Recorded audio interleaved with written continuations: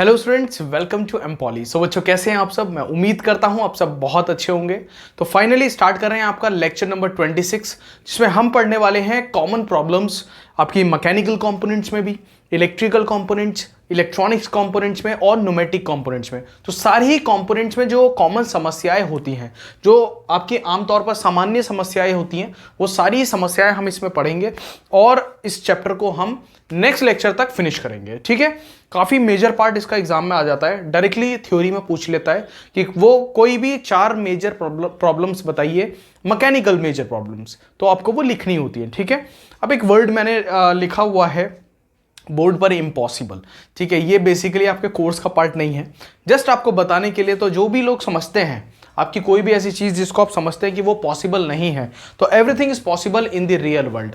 हर चीज पॉसिबल है, आप कुछ भी कर सकते हैं। तो इम्पॉसिबल में एक बहुत ही शानदार वर्ड छुपा होता है, जिसका नाम होता है क्या? पॉसिबल। तो एवरीथिंग इज पॉसिबल, आप कुछ भी कर सकते हैं। आइए स्टार्ट करते हैं आपका लेक्चर। तो ध्यान रखना है कि हर चीज पॉसिबल है, तो इसलिए किसी भी चीज को इम्पॉसिबल ना समझें। ऐसा कुछ नहीं होता रियल वर्ल्ड में जो इम्पॉसिबल हो। अब देखिए, common problems in mechanical components, वो कौन कौन सी प्रॉब्लम्स हैं वो हम एक बार देखेंगे। तो जो प्रॉब्लम्स हैं मैकेनिकल कंपोनेंट्स में, देखिए मैकेनिकल कंपोनेंट्स कोई भी ऐसी चीज जो क्या कर रही है, मूव कर रही है। ठीक है, और कोई कुछ ऐसे भी पार्ट्स होते हैं जो मूव नहीं करते, वो भी मैकेनिकल का हिस्सा ही होते हैं। ठीक है, तो इसमें लिखा हुआ क्या है? इसमें लिखा हुआ है कि CNC machine tool has lots of mechanical components. तो सीएनसी मशीन टूल में बहुत सारे मैकेनिकल कंपोनेंट्स होते हैं। कौन कौन से मैकेनिकल कंपोनेंट्स होते हैं? जैसे bed, tail stock, head stock, slide wheels, feed mechanism, tool pallets and switches which work as sensor. Problems in few of them are explained here. तो क्या होगा, बहुत सारे कंपोनेंट्स हैं मैकेनिकल जो कि सीएनसी मशीन में इस्तेमाल किए जाते हैं। जैसे उनमें से क्या क्या क्या है, 3 बार क्या क्या बोल दिया। जैसे कि आपका bed, slide ways, tail stock, head stock, switches. तो इनमें से कुछ चीजों के बारे में हम इसमें पढ़ेंगे और इसको आगे समझते जाएंगे। देखिए यही चीज लिखी हुई है, एक सीएनसी मशीन टूल में बहुत सारे यांत्रिक घटक होते हैं। मुख्य रूप से सीएनसी के यांत्रिक घटकों में बेड, टेल स्टॉक होता है, हेड स्टॉक होता है, स्लाइड, फीड, ये सारे होते हैं जो कि सेंसर के रूप में काम करते हैं। इनमें से कुछ समस्याओं को यहां समझाया जाएगा। ठीक है, पढ़ेंगे कौन कौन सी समस्या है। तो सबसे पहले जो हम पढ़ेंगे वो बेड के बारे में पढ़ेंगे। अब देखो, जब हम बेड की बात करते हैं तो बेड की बहुत ही ज्यादा जरूरत होती है किसी भी मशीन को किसी हिस्से पर टिकाने के लिए। तो जिस हिस्से पर पूरी मशीन टिकी होती है उसको बेड बोलते हैं। सपोज ह्यूमन भी एक मशीन ही है भाई, मरने के बाद ह्यूमन क्या हो जाता है? एक मशीन ही हो जाता है। उसको कहीं भी रखो, कहीं भी फेंको, क्योंकि क्या हो गया, नॉन लिविंग थिंग हो गई वो। तो उसको रखने के लिए क्या चाहिए होता है? एक बेड चाहिए होता है। ह्यूमन को रखने के लिए एक बेड चाहिए होता है। तो उसी प्रकार से जैसे हम ह्यूमन को एक बेड पे लिटा देते हैं, ठीक है, ये तो सो रहा है, जी है ना, सो रहा है, ये सो रहा है या पता नहीं निकल लिया, तो क्या है, इसको एक बेड की जरूरत है। अगर ये बेड ना हो तो ये यहां पे आराम से नहीं लेट सकता, इस पोजीशन में ये नहीं आ सकता है। ठीक है, तो बेड पर ही पूरी मशीन टिकी होती है। अभी सीएनसी का बेड कैसा होता है वो अभी आपको दिखाएंगे। तो बेसिकली ये बेड का क्या है, मशीन के नीचे का हिस्सा होता है। ठीक है, नीचे के हिस्से को हम क्या बोलते हैं? सीएनसी मशीन के बेड बोलते हैं। ठीक है, इसके ऊपर स्लाइड वेज भी लगी होती है, इसके ऊपर कैरिज लगा होता है, इसके ऊपर टूल कोस्ट लगा होता है, ठीक है, गियर बॉक्स लगा होता है। सारी ही चीजें किसके ऊपर लगी हुई हैं? एक बेड के ऊपर लगी हुई हैं। तो बेड के ऊपर कितनी सारी चीजें लगी हुई हैं आपकी? स्लाइड वेज लगी हुई हैं, ठीक है, कैरेज लगा हुआ है पूरा, ठीक है, पूरा गियर बॉक्स लगा हुआ है और बहुत सारी चीजें, टूल कोस्ट लगा होता है। तो ये सारी चीजें किसके ऊपर लगी हुई हैं? एक बेड के ऊपर लगी हुई हैं। अब सोचो, अगर बेड ना हो तो क्या ये चीजें हम एक जगह फिट कर सकते हैं? नहीं कर सकते।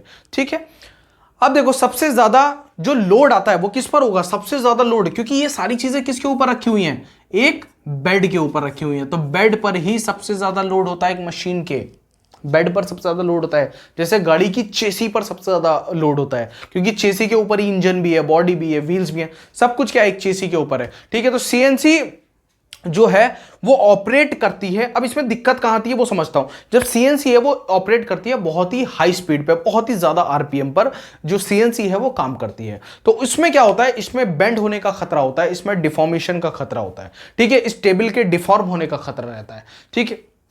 अब हेड इसके देखो कि बेड, इसमें लिखा हुआ है, क्या चीज लिखी हुई है वो बता रहा है कि bed is the base of the machine. Bed क्या है, बेस है मशीन का, and is heavy and rigid structure. तो ये क्या है, होती है काफी हैवी और काफी रिजिड स्ट्रक्चर इसको माना जाता है। और इसको क्या है, इसमें एरर्स ना हो, इन चीजों का बहुत ध्यान दिया जाता है, एक प्रॉपर डिजाइन इसको किया जाता है ताकि उस डिजाइन में कोई भी ऐसा एरर ना हो जिस वजह से हीट की वजह से भी इसमें कोई दिक्कत आए, तो हीट का कोई इफेक्ट ना हो, इसलिए एसी वेसी लगा के इस मशीन को रखा जाता है, ठीक है, बड़ी खातिरदारी की जाती है।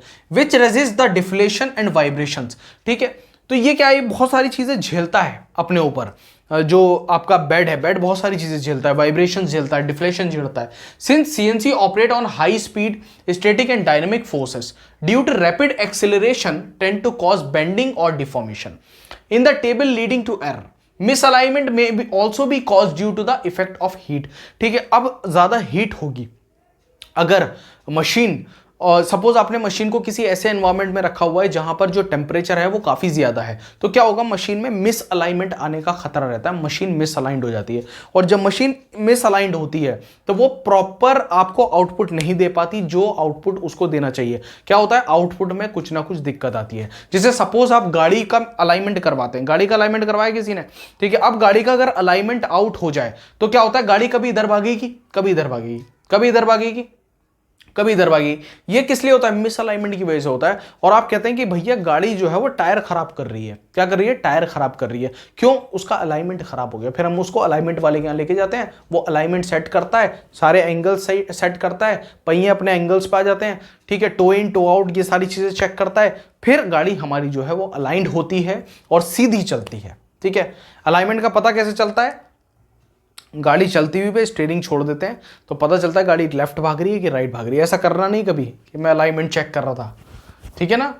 अब देखो, बेड मशीन के आधार पर और एक भारी और कठोर संरचना है जो विक्षेपण और कंपन का प्रतिरोध करता है। चूंकि सीएनसी तेजी से त्वरण के कारण उच्च गति, स्थिर और गतिशील बलों पर काम करता है, इसलिए तालिका में झुकने या विरूपण का कार्य बनता है, जिससे त्रुटि होती है। गर्मी के प्रभाव के कारण मिस अलाइनमेंट भी हो सकता है। तो आपको समझ में आया, मिस अलाइनमेंट होने का खतरा भी रहता है, ठीक है। अब हम पढ़ेंगे नेक्स्ट इसके टॉपिक के बारे में, जो क्या है हमारा टेल स्टॉक और हेड स्टॉक। उससे पहले ये देख लीजिए, जो सीएनसी का बेड होता है वो कुछ इस प्रकार का बना होता है। इसी के ऊपर क्या होता है, सारे ही पार्ट्स को असेंबल कर दिया जाता है और एक असेंबली ऑफ कंपोनेंट्स को ही मशीन बोलते हैं, ठीक है। अब हम पढ़ने वाले हैं टेल स्टॉक और हेड स्टॉक के बारे में। तो टेल स्टॉक क्या चीज है, हेड स्टॉक क्या है वो समझिए, और टेल स्टॉक क्या है वो समझिए। Head stock is rigidly attached to the bed, तो बहुत ही मजबूती के साथ हेड स्टॉक को और टेल स्टॉक को मशीन में बेड पर जोड़ा जाता है, ठीक है। अब क्या होता है, the dead centre of tail stock and life centre of head stock bear forces of rotation of the work piece. तो क्या होता है कि जो हेड स्टॉक है, टेल स्टॉक है, ये क्या है, बहुत सारी फोर्सेस को झेलते हैं अपने ऊपर, ठीक है। और जब ये फोर्सेस को झेलेगा तो जाहिर सी बात है जिस पर ये लगा है वो उसको भी फोर्सेस को झेलना पड़ेगा, क्योंकि वर्क पीस में क्या होता है, वर्क पीस रोटेट करता है, वर्क पीस इस सीएनसी में रोटेट करता है, तभी उस पर हम काम कर पाते हैं। Proper alignment of these elements while in operation as also in stationary conditions is ensured. तो हमें क्या है, इसका प्रॉपर अलाइनमेंट होना जरूरी है। अगर अलाइनमेंट नहीं होगा तो क्या होगा, स्पिंडल कुछ टाइप से चलेगा, तो इसका अलाइनमेंट होना बहुत जरूरी होता है। अगर ये अलाइंड होगा तभी ये अच्छे से काम कर पाएगा, ठीक है। अभी दिखाऊंगा टेल स्टॉक और हेड स्टॉक कैसा होता है, ठीक है। टेल स्टॉक और हेड स्टॉक, हेड स्टॉक सख्ती से बेड से जुड़ा होता है। टेल स्टॉक का डेड सेंटर और हेड स्टॉक का लाइफ सेंटर वर्क पीस में घूमने और टूल में थ्रस्ट को सहन करता है। अगर आपको पूरी जानकारी हेड स्टॉक और टेल स्टॉक की लेनी है तो आप हमारे सीएनसी के पुराने लेक्चर्स भी देख सकते हैं, पूरी प्लेलिस्ट ये अवेलेबल है। 26 लेक्चर्स आ चुके हैं, तो लगभग सीएनसी कंप्लीट ही होने वाला है, तो पूरी प्लेलिस्ट देख के जाइएगा, एग्जाम आप बहुत अच्छे से करके आएंगे, ठीक है। संचालन के दौरान और स्थिर स्थितियों में भी इन तत्वों का उचित संरेखण सुनिश्चित किया जाता है। तो बहुत सारी चीजों का ध्यान रखना पड़ता है, अलाइनमेंट का ध्यान रखना पड़ता है। देखो जब ये पूरी एक सीएनसी मशीन है, तो सीएनसी मशीन में जो आपकी राइट साइड है, राइट साइड में ये जो स्टॉक लगा हुआ है इसको बोलते हैं हेड स्टॉक, ठीक है। और जो लेफ्ट साइड पे स्टॉक लगा हुआ है इसको बोलते हैं टेल स्टॉक। अब हेड स्टॉक किस लिए काम आता है और टेल स्टॉक किस लिए काम आता है, ये आप मुझे कमेंट बॉक्स में बताएंगे। अगर इसमें भी आपको प्रॉब्लम है तो मुझे बताइएगा, मैं इसको और अच्छे से एक्सप्लेन कर दूंगा, ठीक है। हेड स्टॉक क्या है, यहां पे रोटेशन का पार्ट होता है, रोटेट होता है, ठीक है। टेल स्टॉक में क्या चीज लगी होती है कमेंट में जरूर बताइएगा, मैं पढ़ूंगा। नेक्स्ट आता है आपका स्लाइडवेज टूल पैलेट्स। तो ये क्या है, स्लाइडवेज क्या है, स्लाइड कराने के लिए। स्लाइडवेज भी मैंने पुराने लेक्चर्स में पढ़ाया हुआ है, तो मैं ज्यादा इन चीजों को एक्सप्लेन नहीं कर रहा हूं क्योंकि काफी लेक्चर्स में ये चीजें रिपीट हो चुकी हैं। अगर जो बच्चा पहले लेक्चर से फॉलो कर रहा है उसको ये सारी चीजें पता होंगी कि स्लाइडवेज क्या होता है, ओके। तो पार्ट है जो क्या करता है, मूवमेंट कराता है। जो पार्ट मूवमेंट कराता है वो कौन सा पार्ट है, वो स्लाइडवेज है, ठीक है। अब इसमें क्या है, इसमें बहुत सारी चीजें रेसिप्रोकेट, स्लाइडवे क्या करता है, रेसिप्रोकेट करता है। रेसिप्रोकेट मतलब लीनियर मोशन होता है इसमें। When at full speed of RPM, तो chances at wear and tear, तो जब मशीन अपनी फुल आरपीएम पे चलती है तो इसके वियर एंड टियर होने का खतरा रहता है। तो हमें क्या चाहिए, हमें यह चाहिए कि जब मशीन स्टार्ट हो तो वो भी स्मूथली हो और जब मशीन रुके तो वो भी स्मूथली रुके, ना एकदम से स्टार्ट हो झटका दे करके, ना झटका दे करके मशीन रोकी जाए। तो इसमें भी क्या होता है, मिसअलाइनमेंट होने का खतरा रहता है। अगर आपने जल्दी से मशीन को स्टार्ट किया या एकदम से मशीन आपकी रुक गई तो क्या होगा, इसमें मिसअलाइनमेंट हो जाएगा। उसकी वजह से क्या होगा, जो आपका फिनिश प्रोडक्ट है उसे आने में दिक्कत होगी, फिनिश प्रोडक्ट अपनी वो एक्यूरेसी को अचीव नहीं कर पाएगा, ठीक है। पढ़ते हैं इसको। Smooth starting of slides is restricted by the stick slip motion. तो स्टिक स्लिप मोशन नहीं होना चाहिए, ठीक है। ये क्या, स्टिक मतलब चिपक जाना, ठीक है। तो क्या चिपकी हुई, मतलब झटका लेके भी ना हो और स्लिप एकदम से भी ना हो, ठीक है। The wear and tear of slideways causing misalignment which gives rise to the error in finish and accuracy. क्या कह रहा है कि अगर मिसअलाइनमेंट होगा तो जो हमारी फिनिश प्रोडक्ट है उसकी एक्यूरेसी में क्या होगा, उसकी एक्यूरेसी में दिक्कत आएगी, ठीक है। कह रहा है to overcome the problem in CNC generally pre measured steel strips are fitted. तो इस चीज को कम करने के लिए क्या करते हैं हम, स्लाइड वेज में स्टील स्ट्रिप्स का इस्तेमाल करते हैं। सैडल और some low friction and harden plastic material का भी इस्तेमाल किया जाता है। जैसे कौन सा प्लास्टिक है, वो पॉलीटेट्रा फ्लोरोइथिलीन। तो ये एग्जाम में पूछा जा सकता है क्वेश्चन, ठीक है। ये आपको तैयार कर लेना, एग्जाम में पूछ सकता है कि बताइए कौन सा ऐसा वो प्लास्टिक है जिसका इस्तेमाल स्लाइड वेज में किया जाता है सीएनसी के। तो कौन सा है, पॉलीटेट्रा फ्लोरोइथीन का इस्तेमाल किया जाता है, PTFE, ठीक है। Are coated on slideways to maintain a positive contact and correct alignment. तो मशीन जो स्लाइडवेज है उसका जो कॉन्टेक्ट है वो स्मूथ रहे, प्रॉपर रहे और अलाइनमेंट भी ठीक रहे, इसीलिए क्या करते हैं, कोटिंग करते हैं किसकी, पॉलीटेट्रा फ्लोरोइथेन की, ठीक है। ये आपको याद रखना है, बहुत ही इंपॉर्टेंट है, ये शॉर्ट क्वेश्चन में पूछ लिया जाता है, ठीक है। एक बार हिंदी में रीड करेंगे देन हम आगे बढ़ेंगे। तो स्लाइड्स की चिकनी शुरुआत स्टिक स्लिप मोशन द्वारा प्रतिबंध होती है और स्लाइडवेज के टूट फूट के कारण मिसअलाइनमेंट होता है जो फिनिश और सटीकता में त्रुटि को जन्म देता है। सीएनसी में समस्या को दूर करने के लिए आमतौर पर पहले से मापी गई स्टील स्ट्रिप्स को सैडल या कुछ कम घर्षण और कठोर प्लास्टिक सामग्री पर लगाया जाता है, जैसे पॉलीटेट्रा फ्लोरोइथेन।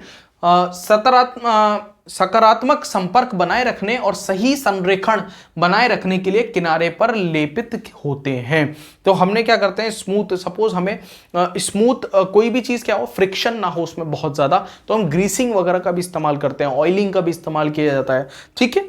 तो इसी तरह से इसका प्लास्टिक का इस्तेमाल किया जाता है। नेक्स्ट आ जाता है आपका मैकेनिकल स्विचेस। तो मैकेनिकल स्विचेस को माइक्रो स्विचेस भी बोला जाता है, ठीक है। माइक्रो स्विचेस इसमें क्या होता है, माइक्रो स्विचेस में दिक्कत ये आती है कि थोड़े टाइम के बाद ना इनमें लूजिंग हो जाती है, और इनमें जब लूजिंग होती है तो ये सही से अपना क्या होता है, प्रॉपरली काम नहीं कर पाते, ठीक है। क्या बोल रहा है, the mechanical switches are termed as micro switches. Mechanical switches को माइक्रो स्विचेस भी बोला जाता है। तो अगर आपसे 2 नंबर या 1 नंबर में ये पूछ ले कि माइक्रो स्विचेस किसको बोलते हैं, तो मैकेनिकल स्विचेस को ही माइक्रो स्विचेस बोलते हैं। ठीक है। Many a time limit switches are used to determine the end position of travel. तो इनका इस्तेमाल एंड पोजीशन ऑफ ट्रेवल के लिए किया जाता है कि जो मशीन ट्रेवल कर रही है उसकी एंड पोजीशन क्या है, उसको पता करने के लिए हमारा इस्तेमाल किसका होता है, मैकेनिकल स्विचेस का इस्तेमाल किया जाता है। ठीक है। इसमें प्रॉब्लम क्या आती है, प्रॉब्लम आती है इसमें अलाइनमेंट इनकर, अगर आपका जो स्विच है उसका अलाइनमेंट आउट हो गया, ठीक है, तो भी दिक्कत आएगी। लीवर बेंड हो गया तो भी दिक्कत आएगी। उसमें डस्ट आ गई, ठीक है। सबसे ज्यादा जो स्विचेस खराब होते हैं वो धूल के कारण होते हैं। ठीक है, धूल मिट्टी आ जाती है तो वो दिक्कत करते हैं। तो यहां पे क्या होता है, हमारा ये मैकेनिकल वाला पार्ट फिनिश होता है कि हमारी जो प्रॉब्लम्स है मैकेनिकल कंपोनेंट में वो कौन कौन सी है। तो हमने पढ़ा, बेड के बारे में पढ़ा, टेल स्टॉक हेड स्टॉक के बारे में पढ़ा, मैकेनिकल स्विचेस के बारे में पढ़ा, स्लाइड वेज के बारे में पढ़ा। ये आप इतना एग्जाम में लिख देंगे, आपका काम हो जाएगा। अब हम नेक्स्ट पढ़ेंगे कि आपके जो कॉमन प्रॉब्लम्स होती हैं इलेक्ट्रिकल कंपोनेंट्स में, ठीक है, जो विद्युत घटकों में सामान्य समस्याएं कौन कौन सी हैं वो हम एक बार पढ़ेंगे और फिर हम आगे बढ़ जाएंगे। The following are the main type of devices which comprise the electrical component in CNC। तो ये क्या है, ये main type of devices जिनमें क्या होता है, इलेक्ट्रिकल कंपोनेंट लगा होता है। कौन सा कंपोनेंट लगा होता है, इलेक्ट्रिकल कंपोनेंट लगा होता है। ठीक है। Due to regular usages and with the passage of time changes chances of problems occurrence arises in this components. तो क्या होता है, बहुत सारे ऐसी डिवाइसेस का इस्तेमाल किया जाता है जो इलेक्ट्रिकल डिवाइसेस हैं। दिक्कत हम ये पढ़ रहे हैं कि उनमें जब दिक्कत आती है इलेक्ट्रिकल डिवाइसेस में तो क्या होता है, मशीन में दिक्कत आ जाती है। ठीक है। तो वो कौन कौन सी डिवाइसेस है और उनमें कैसे दिक्कत आती है वो हम इसमें पढ़ रहे हैं। तो निम्नलिखित मुख्य प्रकार के उपकरण हैं जिनमें सीएनसी में विद्युत घटक शामिल हैं। नियमित उपयोग के कारण और समय बीतने के साथ इन घटकों में समस्याएं उत्पन्न होने की संभावना उत्पन्न होती है। ऐसा हर चीज के साथ है। कोई भी मशीन है उसकी एक लिमिट है, आप उसको लिमिट से ज्यादा इस्तेमाल करेंगे तो वो खराब हो जाएगी। ठीक है। सर्विसिंग की जरूरत भी होती है कुछ मशीन्स को। तो इसमें क्या है, सबसे पहले आती है स्विचिंग डिवाइसेस। तो स्विचिंग डिवाइसेस कौन सी डिवाइसेस हैं, these includes relay and solid state switches like diodes. तो क्या होता है इसमें रिले भी आ जाती हैं, बहुत सारी रिले। रिले अगर आप नहीं जानते तो मुझे बताना, मैं एक बार डाल दूंगा। रिलेज का इस्तेमाल भी एज ए इलेक्ट्रिकल कंपोनेंट ही किया जाता है। सॉलिड स्टेट स्विचेस हैं, डायोड्स हैं, थायरिस्टर है, ट्रांजिस्टर है।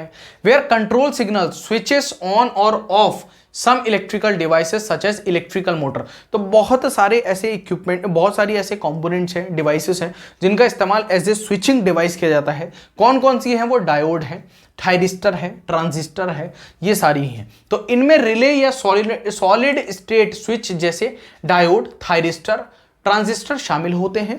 जहां कंट्रोल सिग्नल कुछ इलेक्ट्रिकल डिवाइस जैसे इलेक्ट्रिकल मोटर को चालू या बंद कर देता है। तो किसी मोटर को चालू करना है, बंद करना है, तो आप क्या करते हैं, एक स्विच का इस्तेमाल करते हैं। कौन सा स्विच होता है, वो इलेक्ट्रिकल स्विच होता है, जैसे हमारे घरों में भी लगे होते हैं, वो भी एक तरह का इलेक्ट्रिकल स्विच ही होता है।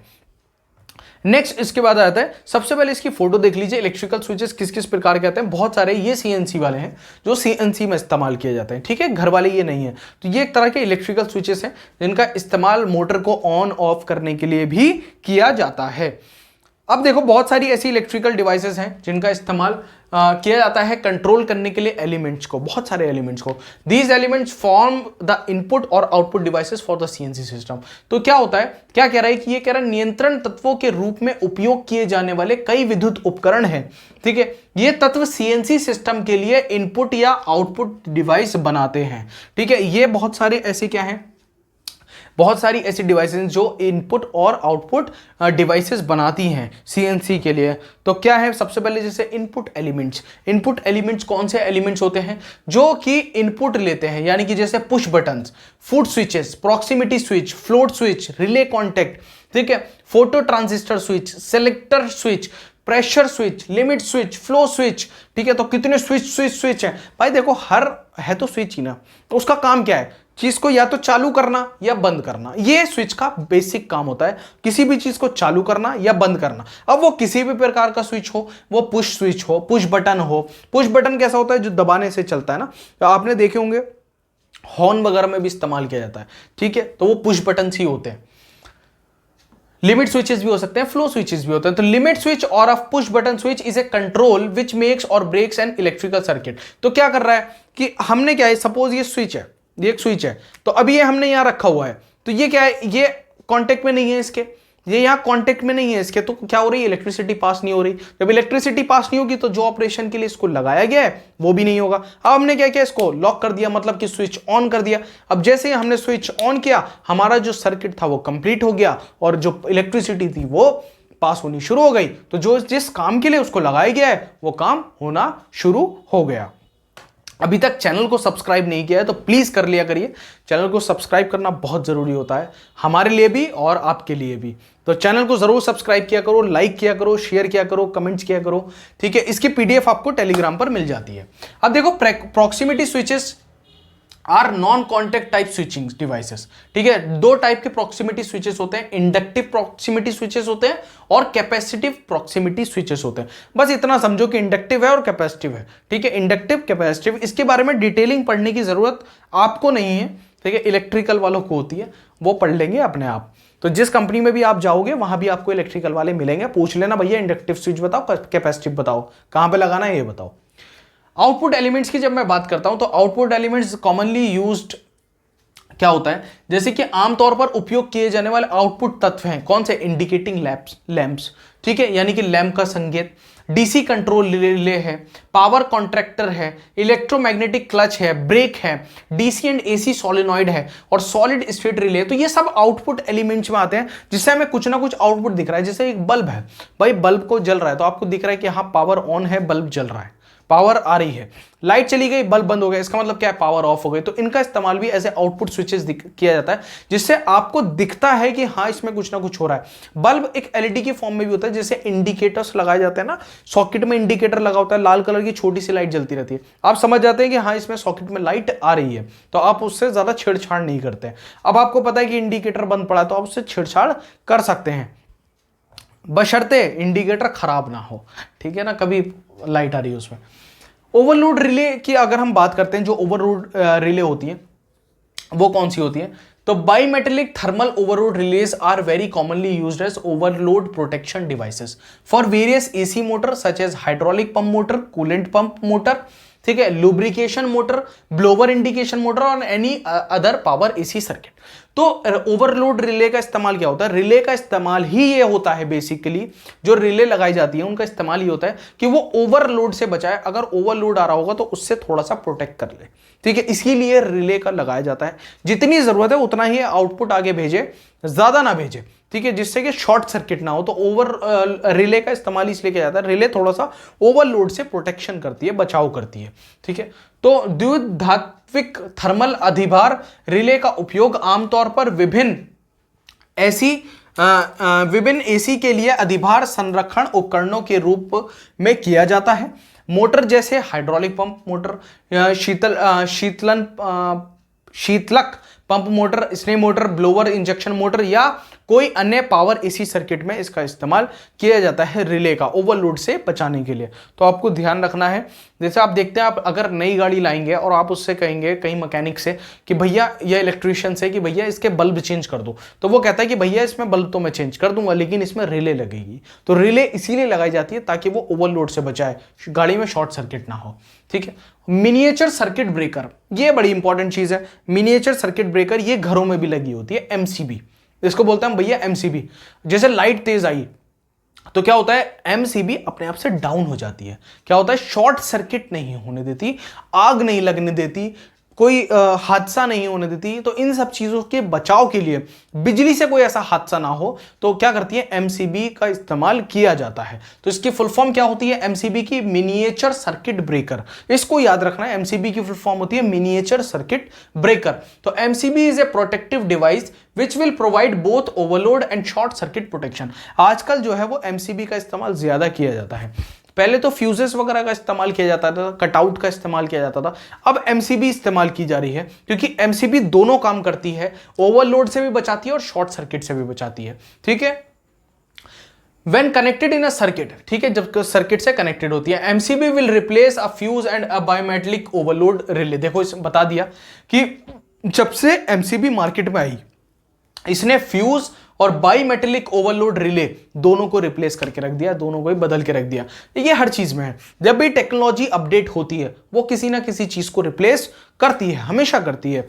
बहुत सारी चीजें ऐसे, मोबाइल फोन्स ले लो आप, आजकल पुराने जमाने का मोबाइल कौन खरीदना चाहता है? कोई नहीं खरीदना चाहता ना। तो टेक्नोलॉजी जैसे अपडेट होगी किसी ना किसी चीज को रिप्लेस ऑटोमेटिकली करती ही करती है। इसको पढ़ लेते हैं एक बार। तो एमसीबी एक सुरक्षात्मक उपकरण है जो सर्किट में कनेक्ट होने पर ओवरलोड और शॉर्ट सर्किट दोनों सुरक्षा प्रदान करेगा। इसलिए एक एमसीबी एक फ्यूज और एक बाईमेटेलिक ओवरलोड रिले की जगह लेगा नहीं, ले चुका है। ठीक है, ले चुका है। ये देखो फ्यूजेस थे, मैं हर चीज आपको दिखाने की कोशिश करता हूं। ये होता बहुत छोटा सा, इतना सा होता है। ये फ्यूज होता था, तो फ्यूज में जब पावर इधर से इधर ट्रांसफर होती थी तो पावर का जो मीडियम था वो ये बारीक सा तार होता था, इसके थ्रू पावर जो थी वो ट्रांसफर होती थी। अब जैसे ही पावर बढ़ती थी तो क्या होता था कि ये बीच में से तार टूट जाता था। जैसे ये तार टूटता था हम समझ जाते थे कि भैया फ्यूज उड़ गया। क्या था ना, फ्यूज उड़ गया। फ्यूज उड़ने का मतलब क्या है कि ये तार टूट गई है, ब्रेक हो गई है, फ्यूज नया लगाना पड़ेगा। ये ठीक नहीं होता है, लेकिन ये जो आपकी मेन डिवाइस है उसको बचा लेता है, ये बलि दे देता है अपनी, है ना। कितना बड़ा बलिदान करता है एक फ्यूज आपकी डिवाइस को बचाने के लिए, खुद को मारता है। ठीक है, जैसे हमारे सोल्जर्स देश की जो है सीमाओं पर खड़े हैं, किसके लिए खड़े हैं? हमारे लिए खड़े हैं, हमारे प्रोटेक्शन के लिए खड़े हैं। अगर वो वहां ना हो तो क्या हम लोग जी पाएंगे? नहीं जी पाएंगे। तो इसी तरह से समझ लीजिए कि फ्यूज का इस्तेमाल क्या है कि मशीन को प्रोटेक्ट करना फ्यूज का काम है। ये है एमसीबी। आजकल जो इस्तेमाल हो रहा है वो इसका हो रहा है। तो ये ओवरलोड से भी बचा रही है और ये साथ साथ क्या कर रही है, शॉर्ट सर्किट से भी बचा रही है। दोनों काम कर रही है हमारी एमसीबी। नेक्स्ट आता है सॉलिनॉइड। तो सॉलिनॉइड की जब मैं बात करता हूं, solenoid is used to actuate a hydraulic और न्यूमेटिक वाल्व फॉर कूलेंट और even for drive system. Basically इसका इस्तेमाल किया जा रहा है शीतलक के लिए, यहां तक कि ड्राइव सिस्टम के लिए एक हाइड्रोलिक या वायवीय वाल्व को सक्रिय करने के लिए एक सॉलिनॉइड का उपयोग किया जाता है। किसी भी सॉलिनॉइड क्या है, सॉलिनॉइड का इस्तेमाल किया जा रहा है किसी भी न्यूमेटिक वाल्व या हाइड्रोलिक वाल्व को सक्रिय करने के लिए ड्राइव सिस्टम में। ठीक है, उसको कूलेंट के लिए, उसको किसी भी चीज drive, even for drive system. Basically क्या है कि सॉलिनॉइड सक्रिय करता है हमारी हाइड्रोलिक सिस्टम को, न्यूमेटिक सिस्टम को। ठीक है, कूलेंट वगैरह के लिए उसमें ही इसका इस्तेमाल किया जाता है सॉलिनॉइड का। ठीक है, इस तरह का सॉलिनॉइड होता है। तो ये भी एक तरह की डिवाइस ही है जो हमें कूलेंट वगैरह के लिए लेट करती है कि कूलेंट है नहीं है, बताती है। ठीक है, तो सॉलिनॉइड का इस्तेमाल इसलिए किया जाता है। नेक्स्ट आता है ड्राइव सिस्टम को ड्राइव कराने के लिए हम एसी और डीसी मोटर का इस्तेमाल करते हैं, है ना। किसी भी सिस्टम को ड्राइव कराने के लिए, चलाने के लिए हम किसी मोटर का इस्तेमाल करते हैं। वो डीसी मोटर भी हो सकती है, वो एसी मोटर भी हो सकती है। तो ड्राइव सिस्टम में क्या कह रहा है कि DC and AC induction motors are used for producing rotation. तो रोटेशन को प्रोड्यूस करने के लिए या तो हम डीसी मोटर का इस्तेमाल कर रहे हैं या हम एसी मोटर का इस्तेमाल कर रहे हैं। जनरली डीसी मोटर का इस्तेमाल ज्यादा किया जाता है। ठीक है, एसी मोटर का इस्तेमाल कम किया जाता है, डीसी मोटर का इस्तेमाल ज्यादा करते हैं। लेकिन क्या होता है कि इसमें भी हीटिंग की वजह से मिस अलाइनमेंट होने का खतरा रहता है। तो मिस अलाइनमेंट अगर मोटर में हुआ तो वो दिक्कत करेगी, फिर आपकी जो प्रोसेस है आगे की उसमें गड़बड़ हो सकता है। तो डीसी मोटर्स की क्या होती है, पुअर एफिशिएंसी होती है, डिलीवर करती है हाई टॉर्क को एट रिलेटिव लो स्पीड पर। ठीक है, तो ये काफी अच्छी बात भी है इसकी एक तरह से कि हाँ पुअर एफिशिएंसी होती है और हाई टॉर्क को डिलीवर करती है ये। तो अब नेक्स्ट हम पढ़ने वाले हैं कि कॉमन प्रॉब्लम्स जो हमारी न्यूमेटिक सिस्टम में होती है ना, हमारे जो वायवीय घटकों में सामान्य समस्याएं आती हैं, वो कौन कौन सी समस्याएं आती हैं वो पढ़ेंगे और ये हमारा टॉपिक जो है वो लगभग फिनिश हो जाएगा। अब देखो न्यूमेटिक कंपोनेंट्स में क्या होता है, एक्चुएटर लगा होता है जो ड्रिवन करता है, क्या जो ड्रिवन होता है किससे, एयर प्रेशर से। एक्चुएटर लगा होता है, तो एक्चुएटर का ही मेन काम करता है कि इसमें न्यूमेटिक सिस्टम है वायवीय घटकों में। अब देखो pneumatic signals are often used to control final control elements. तो न्यूमेटिक सिग्नल का इस्तेमाल फाइनल कंट्रोल एलिमेंट्स के लिए को कंट्रोल करने के लिए किया जाता है, because these can actuate larger valve and high power control devices. Because ये क्या कर सकते हैं, ये लार्ज वॉल्व्स और हाई पावर कंट्रोल डिवाइसेस को कंट्रोल कर सकते हैं। The actuator consist of these component. अब ये पढ़ेंगे कि एक्चुएटर के अंदर क्या लगा होता है, ठीक है। तो वायवीय घटकों में एक्चुएटर होते हैं जो वायु दाब द्वारा संचालित होते हैं। वायवीय संकेतों का उपयोग अक्सर अंतिम नियंत्रण तत्वों को नियंत्रित करने के लिए किया जाता है, क्योंकि ये बड़े वाल्वों और उच्च शक्ति नियंत्रण उपकरणों को क्रियान्वित कर सकते हैं। एक्चुएटर्स में 3 घटक होते हैं। बेसिकली जो न्यूमेटिक में काम है ना, वो सिर्फ हवा का है। अगर हवा ना हो तो न्यूमेटिक डिवाइसेस काम नहीं करती हैं। हवा के प्रेशर का, हवा के दबाव का, हवा की शक्ति का ही इस्तेमाल न्यूमेटिक में किया जाता है। अगर हवा नहीं हो तो न्यूमेटिक बेकार है। जैसे हाइड्रोलिक में क्या चलता है, ऑयल, तो अगर ऑयल नहीं होगा तो हाइड्रोलिक बेकार हो जाता है। उसी तरह न्यूमेटिक में अगर हवा ना हो तो वो बेकार हो जाता है। इसमें पहली चीज लगी होती है एक सिलेंडर। तो cylinder is the space where air sucks and compress. तो सिलेंडर ही वो एक जगह होती है जो उसका आउटर पार्ट होता है, जहां पे हवा को खींचा जाता है और दबाया जाता है, कंप्रेस किया जाता है। Due to regular use of and motion of piston it insides valve में deform. It is inside valve and piston. Piston होगा, ये पिस्टन लिख दिया। तो क्या होता है, जब हम लगातार सिलेंडर लगातार हवा को खींचता है अपने अंदर, दबाता है, खींचता है, दबाता है, खींचता है, दबाता है, तो उसकी जो अंदर की वॉल्स है, देखो प्रेशर तो अंदर जनरेट हो ही रहा है ना, तो उसकी एक लिमिट है। तो अंदर की दीवारें जो है, उसके अंदर की जो उसकी सतह है वो डिफॉर्म होने लग जाती है, फटने लग जाती है, ठीक है। तो इन चीजों का ध्यान रखना पड़ता है कि सिलेंडर जो है वो ठीक से काम कर रहा है कि नहीं कर रहा है। तो पिस्टन एंड पिस्टन रिंग्स, उसके बाद क्या लगा होता है, एक पिस्टन लगा होता है। पिस्टन ही मेन क्या करता है, कंप्रेस करता है। तो ए piston is an important part of pneumatic system. It moves inside the cylinder. वो क्या करता है, सिलेंडर के अंदर मूव करता है। जैसे इंजन के अंदर पिस्टन मूव करते हैं ना, सेम उसी प्रकार से इसमें भी एक पिस्टन मूव करता है। It has a piston rings around its outer surface. इसकी ऊपरी सतह पे क्या होता है, पिस्टन रिंग्स होते हैं। It sucks air by creating low pressure in the cylinder. तो ये क्या करता है, जो हवा है, हवा को सक करता है, खींचता है अंदर की तरफ सिलेंडर में। Then exhaust the same air by compressed it. उसके बाद उसको दबाएगा और एग्जॉस्ट कर देगा। एग्जॉस्ट करेगा तो क्या होगा, उसका प्रेशर बढ़ जाएगा। प्रेशर बढ़ेगा तो जो भी आपको ऑपरेशन उससे करना है न्यूमेटिक सिस्टम से, वो आप कर पाएंगे। Dimension of the piston rings and piston changes with regular usages. अब क्या होगा, एक पिस्टन लगातार अंदर मूव कर रहा है, तो जाहिर सी बात है वो घिस भी सकता है, वो चिपक भी सकता है ना, बहुत सारी चीजें उसमें हो सकती हैं। तो क्या होता है, उसकी जो डायमेंशंस है, उसकी जो रेगुलर यूसेज की वजह से उसकी जो डायमेंशन है वो बदल जाती हैं। उस वजह से क्या होता है, वो उतना प्रेशर डेवलप नहीं कर पाता जितना प्रेशर उसको डेवलप करना चाहिए। क्या होता है, थोड़ी थोड़ी भी अगर लीकेज हो गई तो क्या होगा, वो जितना प्रेशर जनरेट कर पा रहा था उतना प्रेशर जनरेट नहीं कर पाएगा। तो पिस्टन और पिस्टन के छल्ले, रिंग्स एंड पिस्टन और पिस्टन रिंग्स की बात चल रही है। एक पिस्टन वायवीय प्रणाली का एक महत्वपूर्ण हिस्सा है। ये सिलेंडर के अंदर चलती है। इसकी बाहरी सतह पर चारों ओर पिस्टन के छल्ले होते हैं। ये सिलेंडर के कम दबाव बनाकर हवा को चूसता है, ठीक है, यानी कि अंदर की तरफ खींचता है और फिर उसी हवा को कंप्रेस करके बाहर निकालता है, ठीक है। तो एक बार हवा को अंदर कर रहा है, जैसे मैंने सपोज किया इनटेक किया, तो इनटेक करने का मतलब क्या होता है, हवा को अंदर लिया, मैंने तेजी से छोड़ दिया। तो मैंने क्या किया, हवा को पहले आराम से अंदर लिया, फिर तेजी से छोड़ दिया। तो इसी तरह से ये क्या काम करता रहता है अपना। तो dimensions of the piston rings क्या होती हैं, चेंज हो जाती हैं। पिस्टन के छल्ले और पिस्टन के आयाम नियमित उपयोग से साथ बदलते हैं और दबाव के विकास को प्रभावित कर सकते हैं सिलेंडर के अंदर। तो इन चीजों का ध्यान रखना होता है। वॉल्व्स की बात करते हैं, फिर होता है वॉल्व। तो 2 तरह के वॉल्व लगे होते हैं, दोनों साइड लगा होता है। एक इनटेक वॉल्व होता है, एक आउटलेट वॉल्व होता है, ठीक है। तो एक साइड इनकमिंग होती है, एक साइड आउटगोइंग होती है। तो एग्जॉस्ट वॉल्व एक साइड लगा होता है। तो ये क्या कह रहा है, they are fitted at the top of the cylinder. These are simply the passage of incoming and in the cylinder and exhaust air from the cylinder. 2 valves are used, namely inlet valve, outlet valve. तो एक तरफ से हवा अंदर आ रही है, दूसरी side से हवा बाहर जा रही है। तो एक साइड इनलेट वाल्व लगा हुआ है, एक साइड आउटलेट वाल्व लगा है। दोनों कंट्रोल करते हैं कब हवा को अंदर लेना है, कब हवा को बाहर छोड़ना है। दोनों वाल्व को बंद भी कर सकते हैं, खोल भी सकते हैं।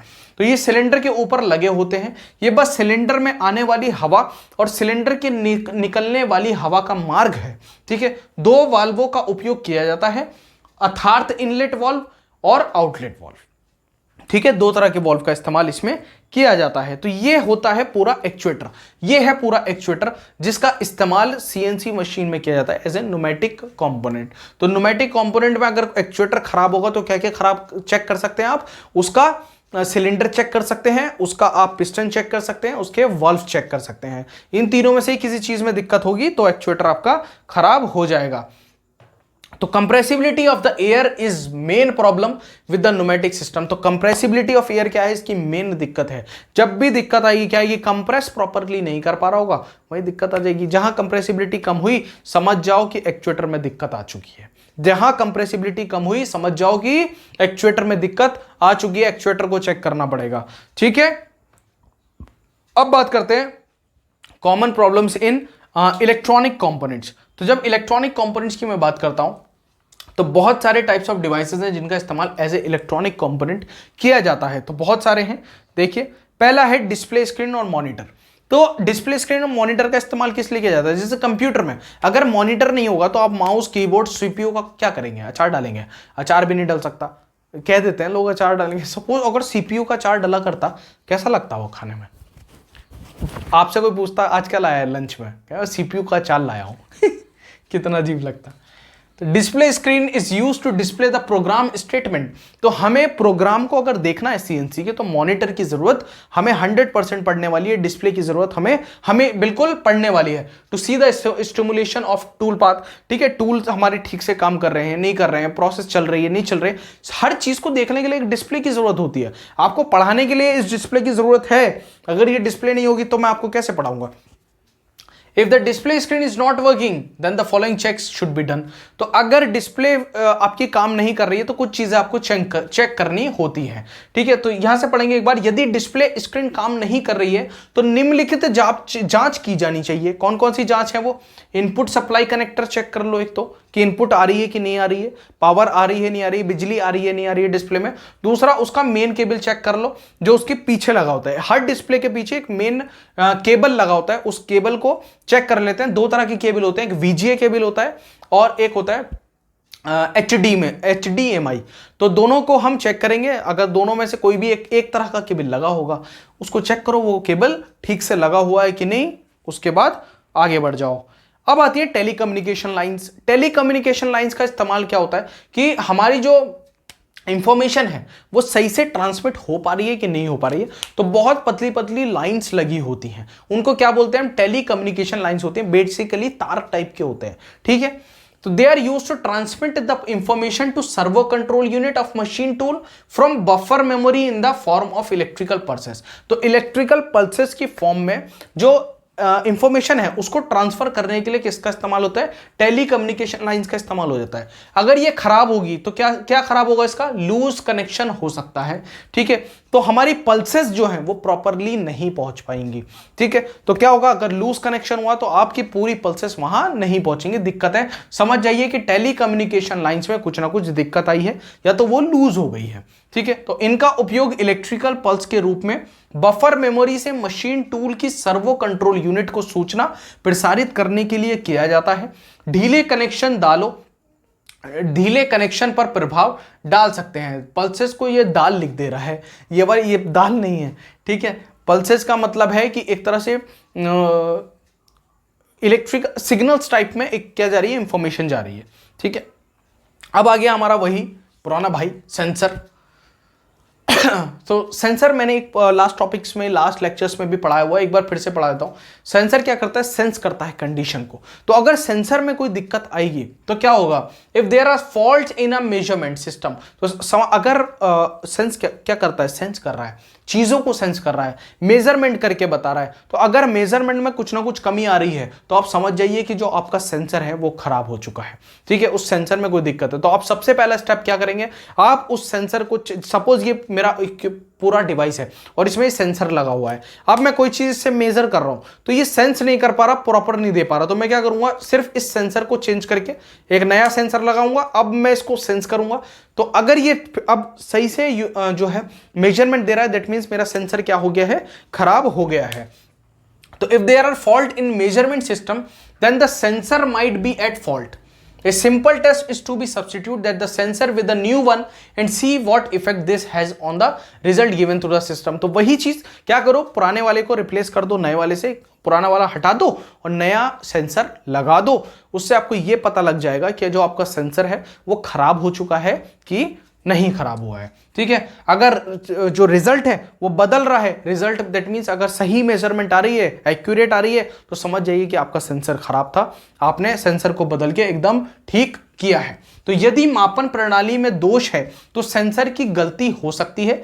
इस एक साधारण परीक्षण सेंसर को एक नए के साथ बदलना और देखें कि सिस्टम द्वारा दिए गए परिणामों पर इसका क्या प्रभाव पड़ता है। यदि परिणाम बदलते हैं तो यह संभावना है कि मूल सेंसर दोषपूर्ण था, यदि परिणाम नहीं बदलते तो गलती सिस्टम में कहीं और है। देख लीजिए, अगर सेंसर के बदलने के बाद भी दिक्कत आ रही है तो गलती फिर सेंसर में नहीं है, दिक्कत सेंसर में नहीं है, दिक्कत कहीं और है। तो फिर आप क्या करेंगे, सेंसर को चेंज कर देंगे। नेक्स्ट आता है फीडबैक यूनिट्स। फीडबैक यूनिट्स क्या है? ये क्या करती हैं, बेसिकली फीडबैक देती हैं। फीडबैक यूनिट्स क्या करती हैं, फीडबैक देती हैं। लास्ट लेक्चर में हमने बहुत सारी फीडबैक यूनिट्स के बारे में पढ़ा। ठीक है, तो feedback units in the information back from the measuring device to the control loop units, यानी कि CLU। तो machine control unit for the precision so that motion along axis is correct और not with respect to actual. तो बहुत सारी चीज़ें होती हैं, जैसे मशीन कंट्रोल यूनिट का इस्तेमाल किया जाता है कि भैया जो हमारी प्रोसेस है वो एक्यूरेटली चल रही है कि नहीं चल रही है। ठीक है, हमारे ऑपरेशन, जिस ऑपरेशन की वजह से हम काम कर पा रहे हैं सही से या नहीं कर पा रहे हैं। सपोज हमारा ये प्रोडक्ट है, ये प्रोडक्ट सही से बन रहा है या नहीं बन रहा, मार्कर ही बन रहा है या पेंसिल तो नहीं बन रही, ये जाके चेक कर लो। तो मशीन फीडबैक डिवाइसेस हमें ये बताती हैं कि हमारा जो काम है वो ठीक से चल पा रहा है या नहीं चल पा रहा है। नेक्स्ट आता है central processing unit, CPU। CPU की फुल फॉर्म ही क्या होती है, सेंट्रल प्रोसेसिंग यूनिट। तो this is the most important unit of CNC machine tool. इसमें बहुत सारी सब यूनिट्स होती हैं, सबसे ज्यादा इंपॉर्टेंट यूनिट होती है CPU, और इसमें बहुत सारे छोटे छोटे पार्ट भी लगे होते हैं। जैसे NC मशीन में क्या लगा होता है, मशीन कंट्रोल यूनिट होती है, जिसमें क्या होती है, टेप रीडर लगी होती है। तो टेप रीडर का सही होना बहुत जरूरी होता है। ठीक है, बफर स्टोरेज है, डिकोडिंग सर्किट्स हैं, प्रोसेसर है, कंट्रोलर है, इतनी सारी चीजें एक CPU में लगी होती है। अगर CPU काम नहीं कर रहा है तो जितने भी आपके ऊपर जितने भी कंपोनेंट्स आपने पढ़े हैं वो सही से काम नहीं कर पाएंगे। तो आपके CPU का काम करना बहुत जरूरी है। अगर CPU काम नहीं कर रहा है तो आप ये भी देख सकते हैं कि जो आपके ऊपर के इक्विपमेंट्स हैं वो ठीक से काम कर रहे हैं या नहीं कर रहे हैं, तब भी CPU में दिक्कत आ जाती है। तो ये CNC मशीन टूल की सबसे महत्वपूर्ण यूनिट है और इसके अंदर कई सब यूनिट होते हैं। NC मशीनों में इसे मशीन कंट्रोल यूनिट के रूप में जाना जाता है। इसमें टेप रीडर, NC मशीन के मामले में buffer storage, decoding circuit, processor, controller आदि शामिल होते हैं। यदि CPU काम नहीं कर रहा है तो आप उपरोक्त घटकों की जांच की जानी चाहिए या कर सकते हैं। नेक्स्ट आते हैं कन्वर्टर्स। कन्वर्टर क्या करते हैं, हमने दो तरह के कन्वर्टर पढ़े, कौन से, एनकोडर, डिकोडर। ठीक है, तो एनकोडर डिकोडर क्या करते हैं, एनालॉग को डिजिटल सिग्नल में कन्वर्ट करते हैं, डिजिटल सिग्नल को एनालॉग सिग्नल में कन्वर्ट करते हैं। तो इसीलिए हम क्या करते हैं, कन्वर्टर्स का इस्तेमाल किया जाता है, एनकोडर्स का और डिकोडर्स का। तो ये डिवाइसेस हैं जो कन्वर्ट करती हैं एनालॉग सिग्नल को डिजिटल सिग्नल में या डिजिटल सिग्नल को एनालॉग सिग्नल में। The former type is known as analogue to digital. तो इनको एनालॉग टू डिजिटल कन्वर्ट भी बोला जाता है और डिजिटल टू एनालॉग कन्वर्टर भी बोला जाता है। तो जो एनालॉग टू डिजिटल कन्वर्टर है वो उसको ADC बोलते हैं और जो डिजिटल टू एनालॉग कन्वर्टर है उसको DAC बोलते हैं। ठीक है, if the signal is not properly converted then converter should be checked. तो अगर आपका जो सिग्नल है वो प्रॉपरली कन्वर्ट नहीं हो रहा, सपोज आपने एनालॉग सिग्नल दिया, वो प्रॉपरली डिजिटल सिग्नल में कन्वर्ट नहीं हुआ, तो आप तुरंत जाकर के अपने कन्वर्टर को चेक करिए, अपने एनकोडर को चेक करिए। अगर आपने डिजिटल सिग्नल दिया वो एनकोडर में प्रॉपरली कन्वर्ट नहीं हुआ, आप अपना डिकोडर चेक करिए। ठीक है, तो ये वह उपकरण है जिनका उपयोग या तो एनालॉग सिग्नल को डिजिटल सिग्नल रीडिंग या डिजिटल रीडिंग को एनालॉग सिग्नल में बदलने के लिए किया जाता है। वे पूर्व प्रकार को डिजिटल कन्वर्टर के एनालॉग के रूप में जाना जाता है और बाद में डिजिटल को एनालॉग के रूप में जाना जाता है। यदि सिग्नल ठीक से परिवर्तित नहीं होता तो कन्वर्टर्स की जांच की जानी चाहिए। तो ADC और DAC ध्यान रखना कि ADC को analogue to digital converter, DAC digital to analogue converter. Control panel, control panel नाम से पता चल रहा है, for efficient control of CNC machine tool the operator should be able to control the whole system, this could be done through control panel. तो क्या करता है कि कंट्रोल पैनल पे ऑपरेटर बैठा होता है, वहीं से सारी चीजें कंट्रोल करता है, उसका होना बहुत जरूरी है, ठीक है, नहीं तो मशीन मशीन ही होती है, चाहे कितनी ही एडवांस क्यों ना हो जाए। Control panel has many different types of buttons, ठीक है, कंट्रोल पैनल में बहुत सारे बटन्स आपको ऑपरेटर को दिए जाते हैं, जो भी ऑपरेटर वहां बैठेगा वहां क्या क्या होता है, पावर बटन होता है, पोजीशन बटन होता है, प्रोग्राम बटन होता है, लेटर कीज होती है, नंबर्ड कीज होती हैं, ठीक है। तो बहुत सारे ये सारे बटन्स एक इंसान को दे दिए जाते हैं कि लीजिए ये बटन्स लीजिए और आप मशीन को चलाइए, इस कंट्रोल यूनिट से आप मशीन को चलाइए। लेकिन हमें क्या होता है, प्रॉपरली उन चीज़ों की सफाई रखनी होती है, क्योंकि डस्ट से ये चीज़ें बहुत जल्दी खराब होती हैं। वही चीज़ ये बोल रहा है कि डस्ट और अदर फॉरेन मटीरियल्स में अफेक्ट कंट्रोल वर्किंग। तो ये बहुत सारे कुछ ऐसे मटीरियल्स होते हैं जो हमारी इन चीज़ों पर इफेक्ट डाल सकते हैं।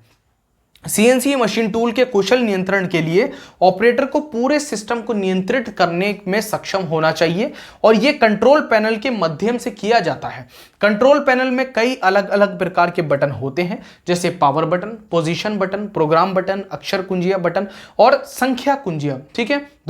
धूल या अन्य बाहरी सामग्री कंट्रोल पैनल के काम करने की को प्रभावित कर सकती है, इसको क्या कर सकती है, प्रभावित कर सकती है, धूल वगैरह। तो इस लेक्चर को हम यहीं रोकते हैं। नेक्स्ट लेक्चर में हम फॉल्ट फाइंडिंग टेक्निक्स के बारे में पढ़ेंगे, ठीक है, कौन कौन सी फॉल्ट फाइंडिंग टेक्निक्स होती हैं वो पढ़ते जाएंगे और समझते जाएंगे। तो अभी तक चैनल को सब्सक्राइब नहीं किया है तो कर दीजिए, लेक्चर को लाइक कर दिया करिए, शेयर किया करिए। बाकी इसकी जो पीडीएफ है वो आप टेलीग्राम से डाउनलोड कर सकते हैं, एमपॉली का टेलीग्राम चैनल आप लोग ज्वाइन कर लीजिए, इंस्टाग्राम पर फॉलो कर लीजिए। मिलते हैं अपने नेक्स्ट लेक्चर में, ध्यान रखिएगा अपना, सी यू, बाय बाय।